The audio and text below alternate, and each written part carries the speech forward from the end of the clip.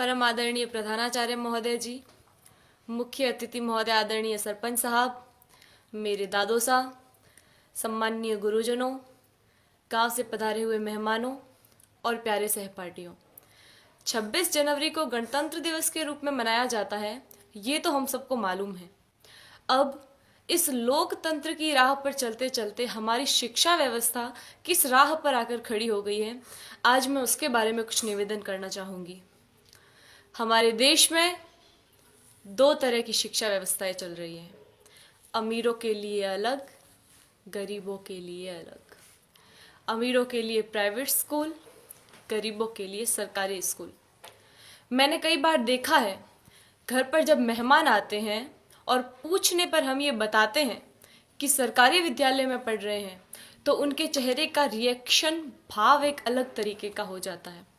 तब मुझे बड़ा दुख होता है। उन सभी लोगों से मैं ये निवेदन करना चाहूँगी कि आप बहुत बड़ी गलतफहमी में हैं, क्योंकि शिक्षा का जो स्रोत है, शिक्षा जहाँ से आती है, वो आदरणीय शिक्षक है।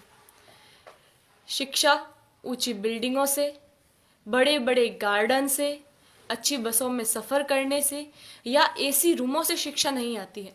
शिक्षा आती है शिक्षकों से, और वहाँ पढ़ा रहे सभी शिक्षक राजस्थान सरकार या किसी भी सरकार द्वारा आयोजित शिक्षकों को चयनित करने की परीक्षा में असफल रहे हुए लोग हैं, जिनको सरकार ने शिक्षक बनाने से इनकार कर दिया है। वो सभी लोग वहाँ पढ़ा रहे हैं। हमारा सौभाग्य है कि हम जिस विद्यालय में पढ़ रहे हैं, वहाँ के शिक्षक राजस्थान सरकार द्वारा आयोजित शिक्षकों को चयनित करने की परीक्षा, जिसमें लाखों लोग भाग लेते हैं, उन लाखों लोगों में से चुने हुए शिक्षक हैं, जिनको राजस्थान सरकार ने शिक्षक बनने के योग्य समझा है। हमारा सौभाग्य है कि हमें ऐसे ट्रेंड टीचर पढ़ा रहे हैं। मुझे गर्व है कि हम अच्छे हाथों में हैं।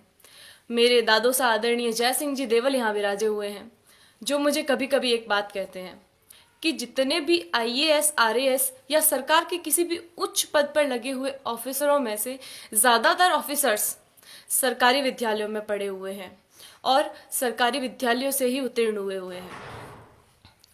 वर्तमान में एक डॉक्टर, एक इंजीनियर, एक वकील, एक बिजनेसमैन, यहाँ तक कि इन विद्यालयों में पढ़ा रहे शिक्षक भी अपने बच्चों को सरकारी विद्यालयों में पढ़ाना नहीं चाहते हैं। आखिर क्या कारण है? इसका कारण है संसाधनों का अभाव। मैं आप गांव वालों से भी एक निवेदन करना चाहूँगी कि कहीं कोई गरबा हो, गणेश चतुर्थी हो, कोई आयोजन हो, कोई ऑर्केस्ट्रा हो या कहीं धरना देना हो, तो आप लोग हजारों की संख्या में पहुंच जाते हैं और हजारों की तादाद में रुपया खर्च करते हैं, लेकिन इस विद्यालय की तरफ कभी किसी ने झांक कर नहीं देखा। इस विद्यालय की ओर देखने का किसी को भी समय नहीं है। मैं आप गांव वालों से ये निवेदन करना चाहूँगी कि जितना जोश आप उधर उन कार्यक्रमों में दिखाते हैं, उतना ही जोश आप इधर इन विद्यालयों के लिए दिखाएं। भविष्य में संजोगवश हम सरकारी विद्यालयों में पढ़ रहे छात्रों में से कोई प्रधानमंत्री या और कुछ बन गया, तो सबसे पहले तो हम ये कोशिश करेंगे कि भारत की तमाम सरकारी स्कूलों को एक उच्च स्तर पर ले आए, ताकि वर्तमान भविष्य में भारत में एक ऐसा समय आए कि सभी बच्चे सरकारी विद्यालय में पढ़ रहे होंगे। मुझे जो कहना था वो कह दिया। मैंने जो कहा वो गलत है या सही, मुझे नहीं पता। इसका निर्णय तो आप लोग ही कर सकते हैं। मेरे जो मन में था वो कह दिया। अब मुझे बहुत अच्छा महसूस हो रहा है। जय हिंद, जय भारत।